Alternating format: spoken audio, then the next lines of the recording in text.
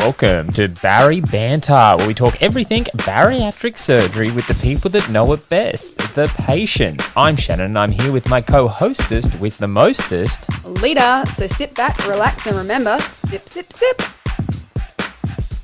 Hi. Hi, Lita. I'm concerned. Why? I'm concerned. Our idea of fun has very much changed. Would you like to tell everyone what we did on Sunday? So on Sunday, we did parkrun. Yes. And a few of you are going, what? Parkrun doesn't happen on a it's not Sunday. that hard. It's a Saturday. It's a Sunday. Easy. So we decided to do parkrun on a Sunday with a group of about 68 other crazy people. But it wasn't just parkrun. We decided to do it 8 times. Eight times. Including the hardest parkrun in Australia. The second hardest parkrun in the world. So let's just put this into perspective. We woke up at 5:30 in the morning. First parkrun was like 6:30, something like that. 6. Last parkrun in Brightwater Was it 5:45? 5:45. Oh, no, 5 o'clock. Sun was coming up for first parkrun. Sun was going down for the last parkrun. We spent all day traveling around the Sunshine Coast to different parkruns, 8 of them, doing one every, and that's harder. That's honestly harder than doing a marathon. I thought I was done at parkrun number 5 because it was parkrun number 4, the second trail. Because it took 45 minutes to get from Nambour Parkrun, which is the hardest parkrun in Australia, the second hardest parkrun in the world. Took us 45 minutes to get from that parkrun to the next one. And by that stage, you cool down. Muscles get all tight. Muscles have, relaxed, blah, blah, blah. And we've gotten out and I've tried to get out of the car and... Not happening. I couldn't. The inside of my thighs were cramping so badly that I just couldn't move. Yeah. And anyway, I ended up shaking it off, blah, blah, blah. Did the parkrun.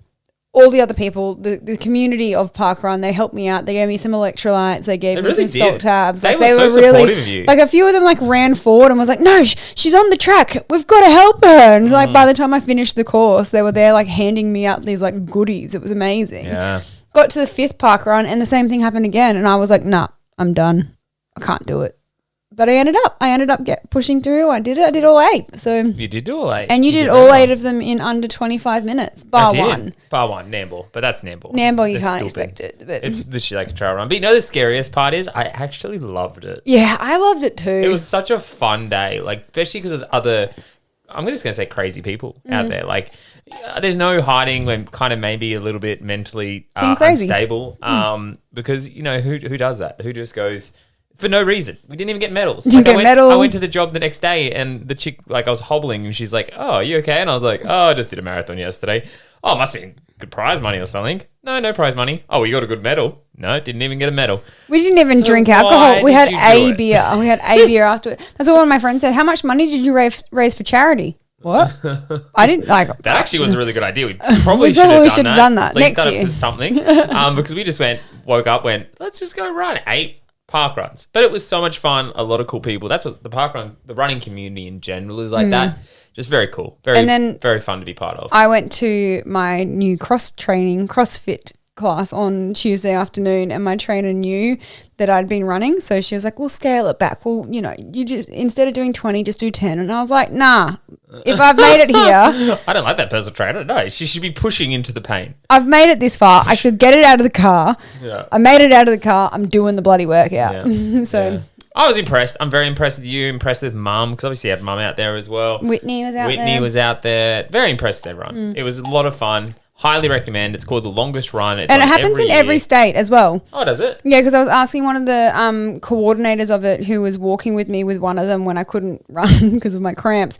It happens in every state every year. So a few of the ones happening in sort of New South Wales and Victoria is happening September, October. So if you're interested in it, jump on to your local Facebook, the longest run, and just put in whatever town or suburb you're in, and you can join up and do it. It's free. It's fun. It's a long day, but it's totally worth it. Road trip? No. Let's introduce our guest. Stop talking park ride. It's not for a ride, but park ride is a lot of fun. I was trying to set us up for a segue there, talking about my personal trainer at the gym, because this, I guess tonight is a personal trainer now, so that would have been a great segue. But lobbing the ball up and I just missed the spike. I was volleying it to you and you just missed it. So anyway, whatever it is, another failed segue. Maybe by our 1 year mark we might nail the segues, but I wouldn't hold my breath. So tonight's guest is 19-ish months post-op. She's had a pretty smooth run so far in terms of complications. She's dropped over 40 kilos and become a personal trainer. She's also a co-host of a podcast herself. Please welcome tonight's guest, Jasmine, also known as Just Jazzy Lee on Instagram. Hi, lovely. Hi. How are you? Welcome to our podcast. Yeah, welcome. Thanks. Yeah, because you have your own little podcast. Who would have ever thought that you would have been on the podcast train 2 years ago when you first started this process? Not me. Not you. Are you enjoying it? I am enjoying it, just getting to know like so many different people, like because I'm a people person. So like, and also getting to learn other people's stories when it comes, like no matter what their story is. So, yeah. It's really cool, isn't it? Because like that's what I said the other day. Like through Instagram, I see a lot of people's stories, and you just take clippets of like, oh, that person did something cool. That person did something this. But doing it this way, you really get to put yourself into their story. You get to know every little nitty little thing. Like you ask a question, they answer it. And you get to learn about them and know who they are. I highly recommend anyone out there starting their own podcast because having conversations is fun. Yeah. Just personally. That's right. So 19 months post-op. Did you think 19 months ago that your life would be where it is now? Like, could you have dreamed that you would be where you are today? No way. And where are you? Where did you sort of picture yourself? Like, what was your goal going into surgery? Well, I've always said from the beginning that I didn't do it to be skinny. Like, I did it to be healthy. Mm-hmm. Because in the past, I don't remember a time where I didn't feel like shit. Basically, can we swear? Yeah, that's fine. Yeah, go for it. Poop. Shit. See, I do it too. Well, I just wanted to like check. No, that's all right. It's not G-rated. So. No, it's FPG. Yeah, like so I don't remember the last time where I didn't feel like shit and didn't have like health issues going on. So ultimately, I just did it to be healthy. And like losing that much weight was a bonus, and the things that have come from that are a bonus. So, yeah. What kind of things have unlocked for you since losing, like, you know, starting this process? Not so much the weight side of things, but like in general, what do you feel like has opened up because of this process? A lot of things. So, like, I'm a lot more confident, for one. That obviously isn't just about the weight either. It's just feeling confident in yourself in general. Totally. Yeah, and a lot of my health things have sort of diminished. So, like, I used to be insulin resistant. I'm not now. Wow. I was severely asthmatic.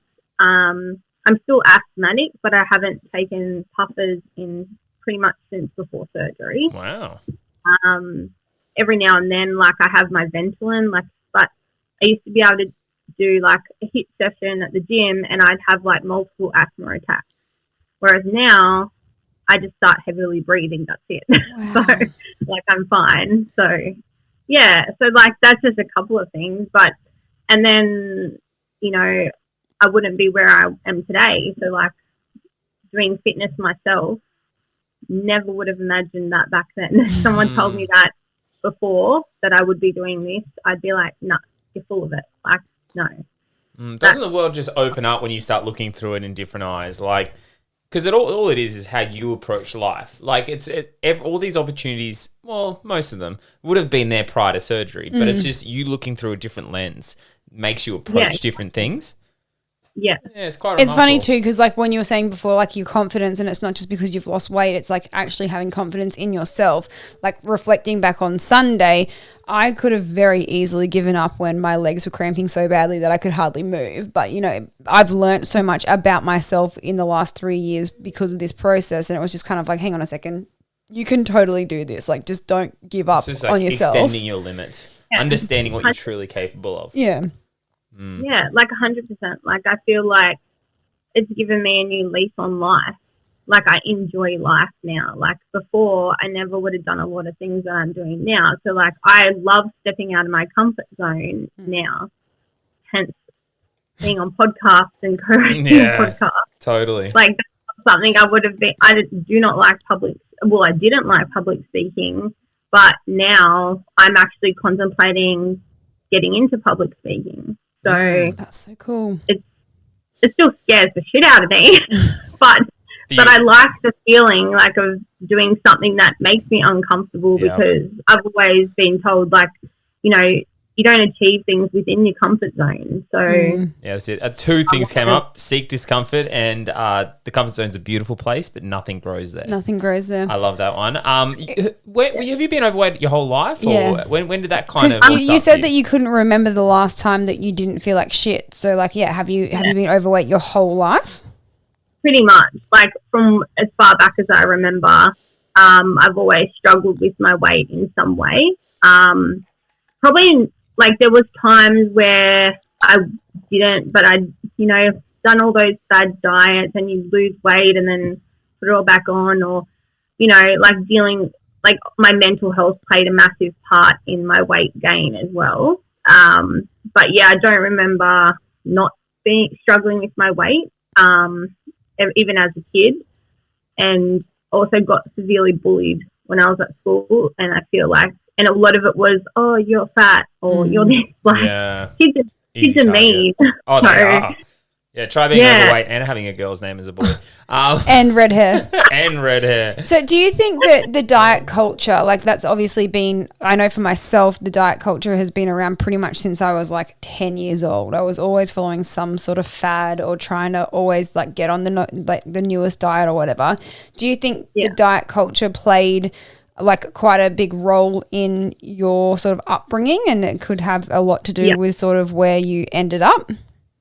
Yeah, I think it was a combination of things. So like as a kid, like I'm one of 4 kids, so like in my family, so I've got 3 siblings, and that was classed as a big family. And like we used to eat a lot of like heavy meals. So like, and also you've been told as a child, like, no, you can't leave the table until you finish what's on your plate.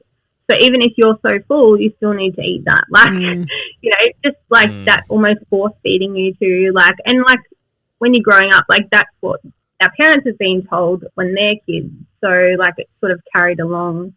And also, what you see in movies and diet culture, but also, I feel like my relationship with food was really bad as well. I feel like I've always, you know, you also get told by one person, you know, you shouldn't eat this because it's bad for you. So then if you did eat it, you'd feel super bad about eating that. And then it's like a cycle. So I struggled with like overeating and binging as well. So I then would not eat for like a day or 2 days because I felt so bad about what I'd eaten that day. It's like uncontrollable thing. Yeah, I totally get what you were saying then about that, because like the amount of times I ate and said I should stop, but then I kept going and then I'd feel bad about it after. Like, we did that the other night on the couch with the ice cream. Oh man, like that was just like, you know, you should, it's still something I still try to like comprehend is just like sometimes you go, I enjoyed that. You just need to be like, that's it. But it's like something is pre-programmed in our heads to be like, no, another mouthful isn't going to hurt. Another mouthful isn't going to hurt. And then you get to the end, you're like, I should have stopped 6 ago. I got psychologist at work today because I work with a psychologist, and we were chatting today, and she said to me, because I finished eating my lunch and I was like, oh my God, I'm so full. And she goes, Lita, did you mindfully eat today? And I was like, Darylyn, I never mindfully eat. She goes, you know what? Next time when you sit down for dinner tonight, I want you to sit there and I want you to savor every mouthful. I want you to feel the textures. I want you to think about the ingredients that have gone into this meal. I want you to do this and this. And she goes, by the time you finish eating like 3 mouthfuls, you're going to feel so satisfied. And I was like, yeah, no, I don't do that. Yeah, hey. no, you're more like a mindless shovel. Rather than a mindful. She goes, let me guess, you were sitting in front of the TV eating dinner, and I was like, not eating dinner and ice cream and stuff. And I was like, yep, that's exactly what I do every single night. She's like, so you're the worst bariatric patient in the world. I was like, yep. Definitely top 5. Yeah. But it's funny when she was talking about it, she was kind of like, yeah, so when you like envision what you're eating and you actually think about all the different things, like tonight I made us homemade pizza. So it's kind of like you take a bite, there's the avocado, there's the the onion, there's the chicken, there's the everything, and you're just kind of like, wow, there's so many flavors, and you're like, cool, I just ate all of that in 2 mouthfuls, I'm done. No, I'm the only person that, cool. That. No, yeah, cool. I just go, flavor, mushy, yummy in my mouth. Get more. Yeah, literally, that's how my mind rolls. So you're pretty open about your mental health, because that was something you just brought up before. How has that changed for you throughout this process? It's changed like drastically. So like there's been a lot of things that have contributed to my poor mental health in the past, which we'll probably get into. But yeah, so like my weight was one, and struggling with that, and like I've also got a chronic illness, so I struggle from fibromyalgia, which is like to do with your muscles. So that, and then like we've been struggling with infertility as well. So me and my husband have been trying to have a baby for 12 years. So yeah. So we've been through IVF and things like that. And this was all prior to surgery. So that was another reason why I decided to have surgery, was to lose the weight to help me fall pregnant. And then, yeah, like just a lot of things with the mental health side of things. So I struggled immensely, and it got to the point where it was so bad that I contemplated taking my own life. And like in the past, it's been hard to talk about, but now I'm a lot more open with it, and this is what I want to do. Like I want to help other people. So, and we've like I have lost people to suicide before, and it's something that like it's such a hard thing to talk about, and I feel like a lot of people find it hard to talk about, but it's something that we need to open up about, because it is. It is. Like I didn't feel like I could talk to anybody. I'm married, and we've been married for 10 years this year. And I had him, and he was probably the thing that saved me. So like he doesn't even, and I've said this to him before, I was like, he probably doesn't realize how much of an impact he had on me, because he's not a talker. Like he's not, like he's a blokey bloke. He doesn't talk about his feelings, like that kind of thing. But him just being there and like being there when I needed him is what helped. Yeah. How did he respond to it when you opened up to him about like your thoughts and stuff?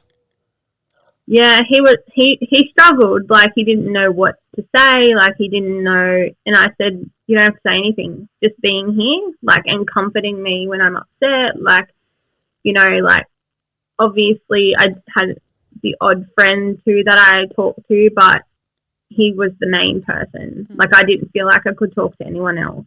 So it got pretty bad. And this was like after we'd been going through IVF, and that was probably a big contributor as well, because you have a lot of hormones going through your body as well. Yep. But yeah, it was really bad at one point, and I don't know what the exact turning point was, but I just sort of, you know, was like, nah, I need to snap out of this.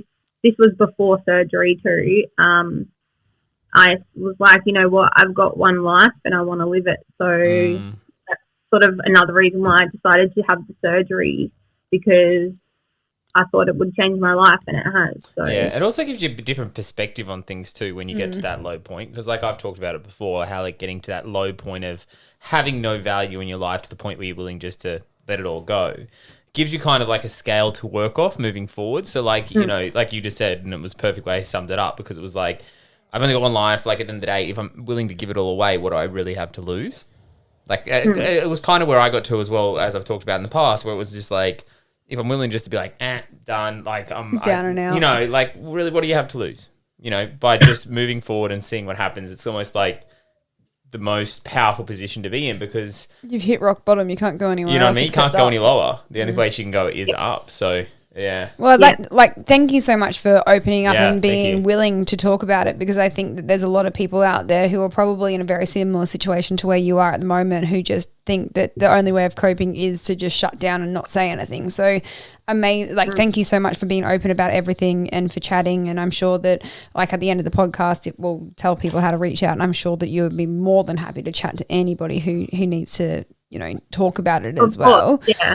And what I say is like, I'm not a health professional when it comes to that, but I can help like from like talk about my experiences, and then if that helps someone, or like I'm not going to give you advice because I can't, like I'm not qualified to do that, but I can talk to people and I can tell them what's helped me, and then if that helps them, great. If not, but I would always say go and seek professional help. It's always good to have an unjudgmental ear to talk to, though, like someone who gets it to a point that like you don't feel like you're being criticized by it. Because I think a lot of the time that's why I never reached out to someone, because literally it was because being a male, it was kind of seen as a weakness as a male, like a very so you never wanted to reach out and just say my life isn't great, like I don't like where I'm at, because that's kind of admitting that you're not doing great. As a male, that's a really and I think a lot of the time the people who reach out, they're not necessarily reaching out to you for the solution. They just want to speak to somebody without having judging eyes or judging ears. You know what I mean? They just need the outlet to be able to have a chat to somebody. Exactly, like sometimes when you get it off your chest, like I knew that as soon as I put it out there, especially like I put it out to my mum, I had no problem talking about it from that point on, because it was almost like it was all this thing that it was so heavy in my head that I just thought about all the time. But then as soon as you put it out there, you just like go, huh. Yeah. You know what I mean? Like that felt good. That felt good to talk about. A weight has lifted off your chest kind of thing, 100%. And you can be more open and vulnerable about it. And I just want to be open and like real, because I know that it's a common thing that people can't talk about it. And like for example, like I can't get into details, but my brother-in-law committed suicide, so my husband's brother. And since that, that was kind of like a tipping point for me, because that was around the same time where I was really struggling, and then having been on the other end of it is what changed me. So to a point. So like I won't get into details because it's not really my place, but just having gone through that is something that changed me for the rest of my life, having experienced that. So I was like, you know what, like I don't want to put my family and friends through that, and like I just want to live a life of meaning. Like I want to help others. Like that was kind of where I was like, I just want to do something that means something. Yeah, because a lot of people do say, like, and I heard this from my mum and stuff early on, is like suicide is a selfish act. And I was always like, oh, that's a really bad way to look at it. But it is true. Like you being on the other side of it and seeing how it affected others, it's not just like you're ending something for you. It's you're kind of really impacting a lot of people without realizing how many people you'd impact. So it's kind of like a blessing in disguise that you got to see that, because obviously you're still here today and you're able to like spread your message and help other people. But like it's terrible you had to go through that in the first place. Yeah, so sorry that you had to go through that experience. But like it was probably like almost 3 years ago now. But like since then has been sort of like that was kind of a big tipping point for me. And then where I decided that, you know what, I need to do something about this. And because I'd hit pretty much rock bottom, and I fought my way back up, basically. Yeah. Well, you've done amazing. You look like you're flourishing. Yeah. Is the best way to put it. Talking about... I'm living my best life now. Yeah, totally. Without sounding cliche, I totally think that's what you're doing. Like you've... Yeah. We'll talk about it later, but you've got some pretty big achievements, and where you've now come from, like where you've come from to where you are now is pretty astonishing. But talking about a weight off your shoulder, we were talking before we went on air, you were almost a secret sleever, so to speak, up until a couple of months ago. Why do you think that you kind of kept it sort of secret? Why didn't you want to tell people? Was it that you were ashamed of having the surgery, or like was it just not knowledge? I personally wasn't ashamed. Like I knew I was doing what was right for me, but I knew a couple of people that had been through weight loss surgery, and I was sort of like observing them, but not people that I was specifically really close to. So I didn't really know a lot of people that had been through it, but I'd heard like that a lot of people are quite negative about it and like think it's the easy way out, and we're just lazy and all this kind of.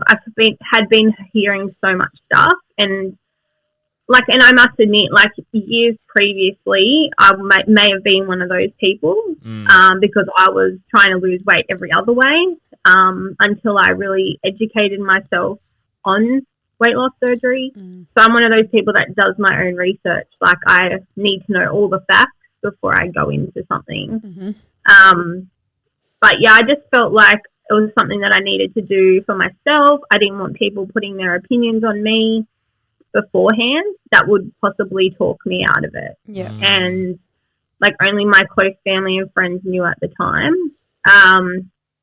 And that was what was best for me at the time. And also people in my ear telling me, oh, it's your business. Like everyone doesn't need to know, like that kind of thing in my ear. So that kind of kept me from talking about it sooner. But since being more open about it, it's been like I don't want to say life changing, but like, it kind of has. Like it's opened a lot of doors for me now. So I just think that it's not something to be ashamed of. It's not easy. Like it's the effing hardest thing I've ever done. On top of going through IVF. Yeah, that would be tough. Hard. Yeah. This is one of the hardest things I've ever done. So in the last 19 months though, like clearly people have commented on your weight and been like, wow, like, you know, you don't just lose 40 kilos overnight, which you didn't, but like you don't lose 40 kilos in 19 months, you know. When people were asking you sort of like, what were you doing? What was your response? Like, if people asked, did you tell them? So in the beginning, not many people asked. They just were like, oh, congratulations, like, you know, that kind of thing. And then when I started getting like, because it took me a while to post before and afters. And when I started posting some before and afters on Instagram, I was getting a lot of private messages. So when people directly asked me, I told them. Like, I'm not going to lie. Like, I don't want to deceive people. So quietly on the side, I would tell them. Or if someone, like, said to me, which I've had someone say to me, oh, did you have weight loss surgery? And I was like, yeah, I did. And they were fine. Like, they weren't negative about it. But, yeah, I'm not going to be deceitful and not tell people the truth. But I publicly didn't announce, oh, by the way, like, I've had weight loss surgery. It's funny because there's this like fine line because like still to this day, like clearly Shannon and I are both very open about the fact that we've had it. Like I've had weight loss surgery. What are you talking about? No, bariatric surgery. I've never heard of it. Never heard of it. I don't know what you're talking about. Strange thing. But like there's certain people, especially because we're so involved in like and you would be now too, so involved in the fitness world. There's certain people that you'll have a conversation with them and you'll be like, oh yeah, you know, Shannon's lost 95 kilos. I've lost 60 kilos. You know, and they'll be like, oh wow, how'd you do it? And you have that split second of like a reserve to be like, are they going to judge me for it? Like I have no shame at all. Clearly, I have no shame at all in what I've done and how I've gotten to where I've gotten. But there's always that one split second that you're like, how are they going to react to this? Especially, you know, being now that I've started CrossFit and being in the running world and you're in that world as well now too with the whole personal training and everything. Like you still have that one like that split second, and then you go, you know what? It doesn't matter how I did it. I'm where I am now, and I'm living my best life because of it, and I'm proud of it. Like so, 100%.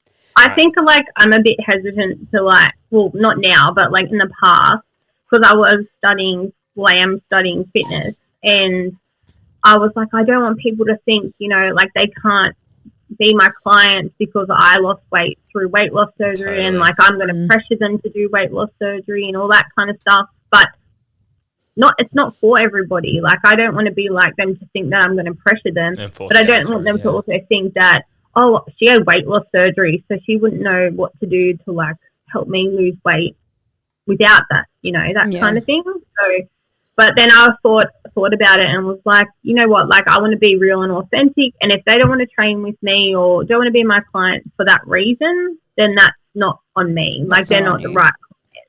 Very valid. Like I want that to be my niche in a way, sort of work people that have had it as well, because like you guys would know, like it's not easy and it's a tool. You still have to exercise and you still have to eat right and things like that. So I feel like, I'm not sitting on the couch eating whatever I want, doing nothing. Like, you know, that you kind understand, and you understand it from a different perspective. So yeah, you're right. It's 100% a niche. Like it's you're going to be more open to people who have gone through the process. So going back to the fertility side of things, are you still going down that road? Like, how's that whole process going for you? Well, now that I'm past the 18th month mark, we've actually started. I've gone back to my gynecologist. So I have endometriosis and PCOS as well. So I'm actually going in for surgery on the 7th of July to have like the endo surgery. And then we are starting IVF again, probably like September we're looking at. So we're going down that route again. Yeah, wow. Can I ask? And my husband works away. So like he's away during the week. He's actually coming home tonight though because of the weather. But I mean, so IVF is the easiest route to, like, the easiest way to do it, basically. Yeah. So with one of the ladies at my work has recently had the endo surgery. She's had it twice now, but the second time she went under, they scraped it and they found it in like her bowels, and they found it like on like going up through her lungs and like all this crazy stuff. Anyway, they've been trying for their second kid, and not even like 5 weeks post endo surgery, they found out that she is now pregnant. And like they were really worried because they're like, oh my God, like is it too soon after surgery, blah, blah, blah. So like when you said that you're going to start going down the IVF route again, is that the only avenue that you can go down, or will you try naturally again before you try IVF? Like, we'll probably just like see what happens, but it's really hard with timing with him being away as well. So it's just kind of like, because I'm 32, but my husband's 37. So we kind of said, because we've been trying for so long already, we've sort of said once he gets to 40, if it hasn't happened, then we'll just call it quits, basically. Because it is very draining. Like, 12 years already, and that was like before surgery. So, like, I'm glad you mentioned your age, because I was about to say, before when you were saying you were trying for 12 years, I couldn't comprehend in my mind, like looking at you, for anybody who's watching the video, you don't look like you're old enough to have been trying for 12 years. Yeah. I was 15 years old when I first started. I'm 33 in January. So we started trying pretty early on. So we got together and within 12 months we started trying. So we kind of... Have you... Sorry if it's too much information, but have you found out, is it like he's all good? His swimmers are all good? It's a bit of both of us, I think. Mainly me, but this is why we're doing it. Another reason why IVF is kind of like his count is a little bit low. It's not like too low, but it's borderline. Yeah. But he's also, when he was 12, he had pancreatic cancer. So he's had chemo and all that kind of stuff. So that can affect everything as well. So it's kind of just, let's just do this. Like, this is probably going to be the most effective way now. So let's just go straight and do it instead of wasting time. Have you had your levels tested since surgery? For like, you know, like iron and all those other things. Like your AMH? Your AMH and your FSH and all that sort of stuff? Yeah, like the egg count and all that kind of stuff. Yeah, so I've had all of that. It has dropped a little bit, but it's still fine. Yeah. So, because the only reason why I ask is I don't know how much you've like listened to our past episodes or not, but like I have been going through a similar sort of journey, and like I found out because I lost so much weight so dramatically, but also took up the fitness side of things so hectically as well, my levels dropped quite quickly. And last year I was actually postmenopausal, so I wasn't ovulating anymore and all of this sort of stuff. So I've been spending the last sort of like 8 months working on that to get it back to where it needs to be. And it's not perfect at the moment, but it's definitely a hell of a lot better than what it was. And so I last week I was like, yay, I actually ovulated and that was super exciting. Like I tested for it and I ovulated. But the more that I've been researching it, and I was saying to Shannon today, it's so funny. Like I never used to talk about my period, but all of a sudden now I'm like literally getting text messages from all of my friends being like, oh my God, did you get your period? Like what's going on? I was like, I've never spoken about this so much before in my entire life. Like what is happening? Like it's crazy. I think it's more of it, like everyone's more open about that kind of stuff now too. Like it's just becoming something that you talk about. Which I think is great. Yeah, for sure. Like before surgery, I hadn't had a cycle in 18 months before that. So, and wow. I had one about that, and it was like one time it was like almost 3 years. Yeah. So that wasn't like a natural cycle. So like I'd done fertility drugs that bring it on and all that kind of stuff. And then after surgery, I started getting it more regularly. So it was like 8 weeks and then 6 weeks. And then until recently, it was 3 months. And I've just had one, but it's more because I had these drugs to bring it on because I'm going through the operation and stuff. So they wanted to have one before then. Yeah. And I had to have like ultrasounds and stuff. It's a lot. It's a lot. So much. It's a pretty complex thing. It's funny because I was the opposite. I was getting my cycle every 2 weeks, and that's what prompted me to go to the gyno and figure out what was going on. And she was like, well, if it wasn't for the fact that you were on this specific pill that you're taking, you wouldn't have been getting a cycle at all. Like you're not ovulating, you're postmenopausal. And I was like, what? I'm like, what is happening here?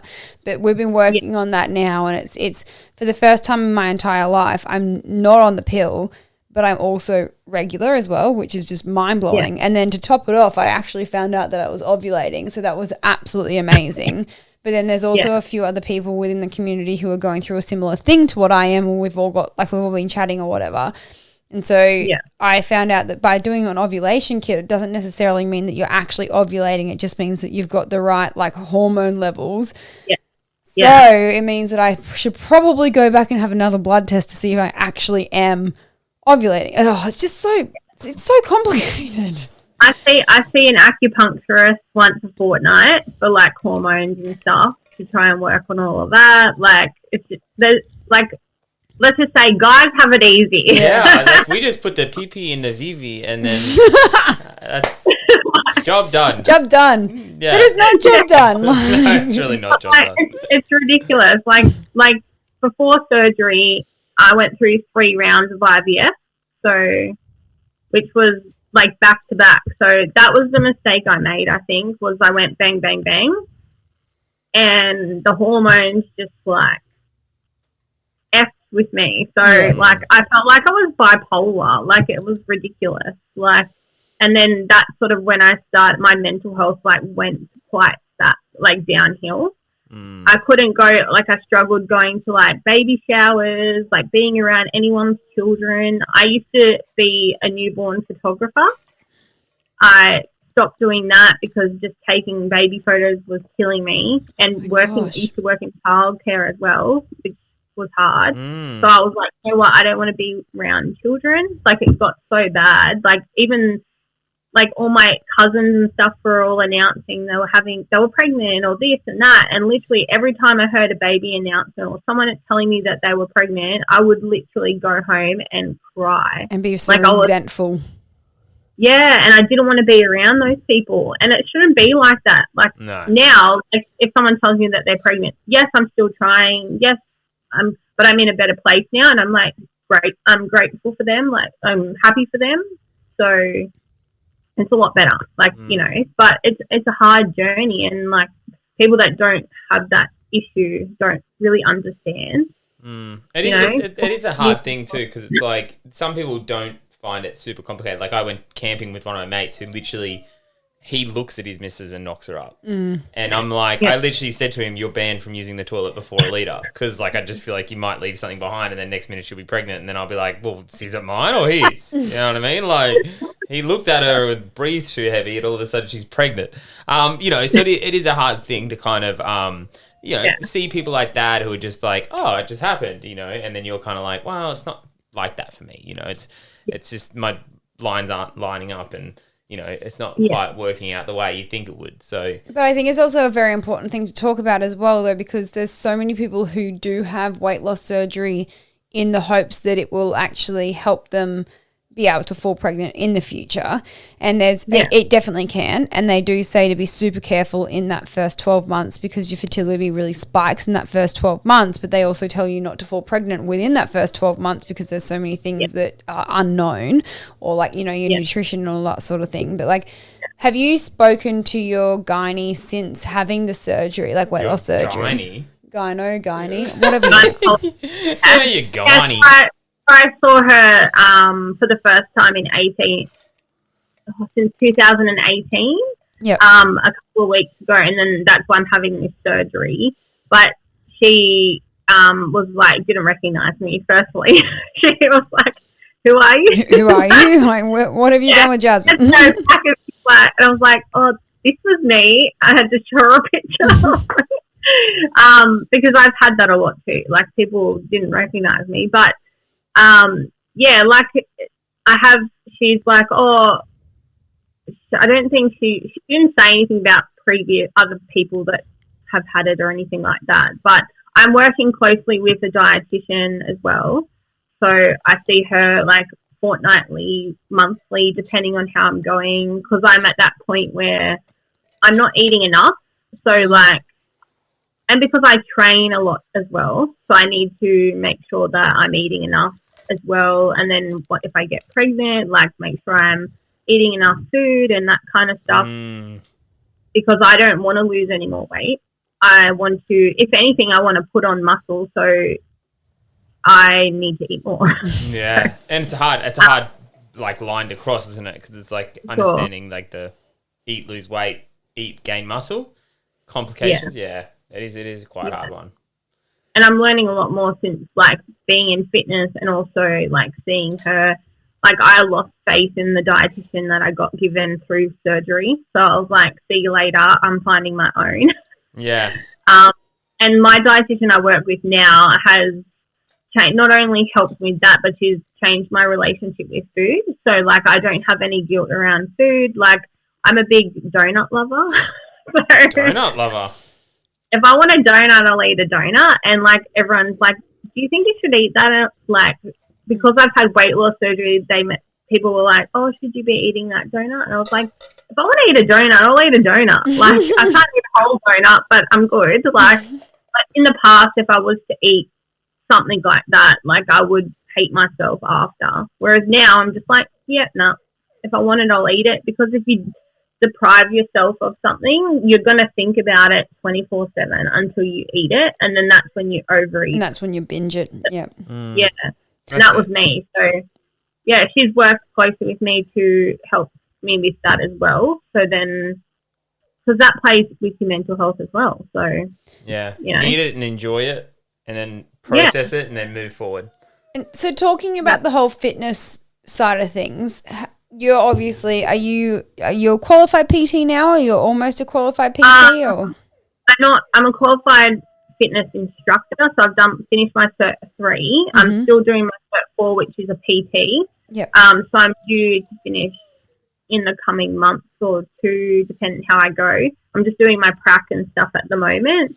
So not long, so not far off. And I've already got like my business socials. I've registered my business. Like, I've got everything set up, ready to go. I've got people waiting for me to finish. Oh, that's cool. So was that something that you, prior to surgery, have you always been into fitness, or is it just something that since surgery you've sort of like gotten a passion for and decided that's where you want to head? So before surgery, I would train a lot. So like, I was more of, because I wanted to lose weight. So it was like, I was training like pretty much every day, if not 6 days a week, for 2 hours at a time. And it was more of a chore. And since surgery, like, it's not a chore anymore, because obviously I've got that help to help me lose weight. So now I'm just exercising for the love of it. Like, I enjoy it now. And then it was actually during COVID that I was training at home a lot. So like, I my husband drives trucks and does earth moving, so he brought home a truck tire for me. So I was flipping a truck tire, dragging it around the yard. Like, I bought a boxing bag. I was gradually gathering lots of equipment, set up a mini gym in my garage, and then during COVID, I was like, you know what? I love this. Like, I want to, like, and I had one of my friends that lives around the corner coming around. We were allowed to have one visitor, so, like, I could have her around, and we were training, and I was enjoying learning all aspects because I was just picking up stuff on, like, YouTube and, like, from people at my gym. So my gym went online, so I was doing, like, online classes. And then I was like, I really enjoy this. So I looked into studying online during COVID. So that's when I started my Cert 3. So I did it fully, pretty much online until it came to where I could go and do, like, my prac side of things. Yep. It just sort of flowed from there. And, yeah, the passion for it grew more and more. So I love that. Yeah. Well, preparing you for your PT, what would be, if you had someone like a bariatric patient coming into the surgery, they're fresh into the journey, what would be your best piece of advice that you would give to them? Piece of advice? Yeah. That, like, just had surgery or is looking at having surgery? Oh, let's say, yeah, both. Both. Something that's So, generic like, to both. they haven't had surgery yet, I would encourage them to start moving their body before surgery. Sort of get into those habits before surgery, because when you come out of surgery, obviously you can't exercise straight away, and it's hard, like, with special diets and things like that, but get into the habits of, like, exercising that beforehand, so then that way it's not, like, a new thing. And also, like, understand that it's not going to be easy. Like, it's going to be one of the hardest things you'll probably do. But it'll be worth it. That's for sure. Yeah, because it is. It's a hard thing, but it's also counteracted by a lot of good things happening. So, like, sometimes it is hard, but it's also a very rewarding process. And I think that was a really good thing that you just said too, though, like getting into moving your body, not necessarily exercise. Like, just moving. You know, just moving. Before surgery, you're not expected to be able to go out and run for 5 kilometers or, like, lift heavy or move your body for 10 minutes. Just get into the habit of getting up and going for a walk for 10 minutes every day, or, you know, like, and then the more that you along your journey, as you start losing the weight, if you've already put that habit into place, then your 10-minute walk will turn into a half an hour walk, or, you know what I mean, because it's going to slowly become easier for you, and it's going to become something that it's no longer a routine anymore. It's just part of your I guess it is a routine. It's part of your everyday life, but you're going to actually enjoy it, because you'll be like, oh, actually, you know what? And this is talking from experience as well. Like, I used to park as close as I possibly could to the coffee shop that I was going to, or to the Kmart or whatever. But now I will, without even thinking about it, I'll just go to any car park that I find, even if it's, you know, 5 blocks down the road. You know, you just park there and you go, yeah, it is what it is, because you just know that you can walk there. So everyday life things actually become easier as well. But then also exercising doesn't seem like a chore anymore, because you know that you can do it. Yeah. It's easier. And even, like if it was someone after surgery, I just would tell them, you know, like, just start small. Yeah. Like, don't stress out about, oh, I need to be doing this, I need to be doing that, but just focus on the small steps, and then the small steps will become big things over time. That's it. I'm a firm believer in that. I love that. So if for yourself, though, looking forward, if I said in 3 years' time, tell me 3 things that you hope will be part of your life, what 3 things would they be? One would be at least one child. At least one. At least one. Yep. Okay. One child. If I get to experience having a baby just once, I would be happy. Originally, I wanted 4 kids, but now I'm just like, no. Yeah. Too much effort. One will do. If I can have one, is perfect. Yeah, because, like, could still be having a career and things like that around it as well.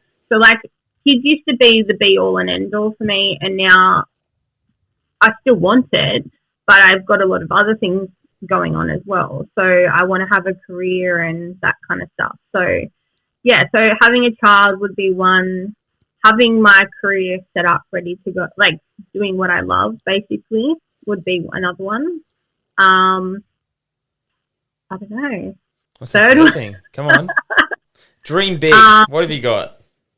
Well, like helping other people. So like, yeah, I want to get into like maybe public speaking, and I don't know if you call it motivational speaking. Is that what? Yeah. Yep. Yeah, totally. Like helping other people, like from like my experiences, and like letting people know that, you know, we all have the struggles, and like there is a light at the end of the tunnel. Basically, like you can get through it.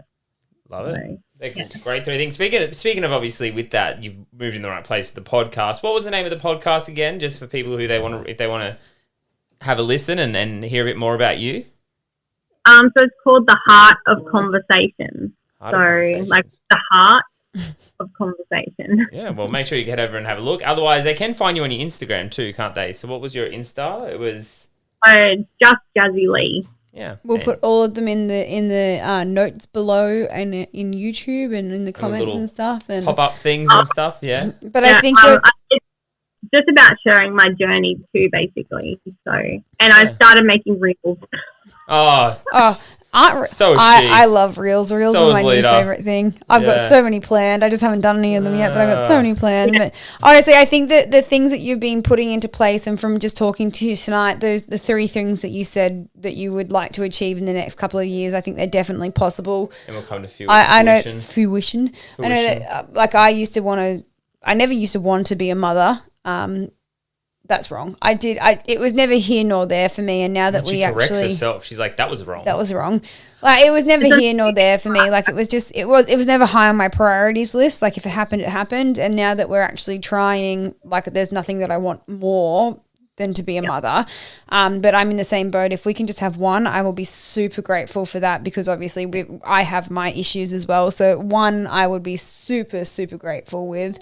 And then the whole motivating speaking thing, like, you know, your podcast, you're well and truly on the way with that. So the podcast is not really, it's not my podcast. So like the guy that I was a guest on the podcast first, and then he asked me to come on as a co-host. So I'm bringing that femininity to it. So like I'm the only girl. There's 3 guys and me. So we sort of rotate around, and I bring on who I think will bring value to our listeners, basically. But the goal in the future is for me to start my own. So, there we go. And talk about, you know, like all the stuff I'm talking about on all these podcasts. Yeah. But even through your personal training as well, though, like the people, you're helping people through that as well. So, like, I can see you doing amazing things in the future, and I'm genuinely excited for you. Thank you. Yeah, and we have so much in common. Both born in January. I'm on a podcast to bring the femininity. Femininity. Got it. I really want to, like, well, bloody COVID. We have more restrictions here as of today. But I've been wanting to come to, like, the meetups that were happening a while ago. But then every time there's one on, I can't get there, and I've been wanting to, like, meet other people. So, like, I follow a lot of people on Instagram, like. I follow Alita. I follow people you've had on the podcast, basically. I just can't think of all their Instagram names. Yeah, that's it. It's always like that. Well, we are organising soon the Christmas party, which would be in December. So, you know, maybe that's a good time to get up just for Christmas, hang out with some cool kids, and enjoy the Sunshine Coast, because, you know, win-win-win. I love Queensland, so... Yeah. Well, it's been an absolute pleasure to have you on. You've been a phenomenal guest. I've really enjoyed talking to you, and you've had some great insight. So thank you very much, Jazzy, for sitting down with us. That's another episode of Bari Banter. Why, yes, that is another episode of Bari Banter in the books. We hope you got a little something from that one. Head on over to Facebook or Instagram and check us out, or go to baribanter.com, where you can watch past episodes, give us feedback, and let us know who you want to hear from next. We love you all, and as always, please stay beautiful.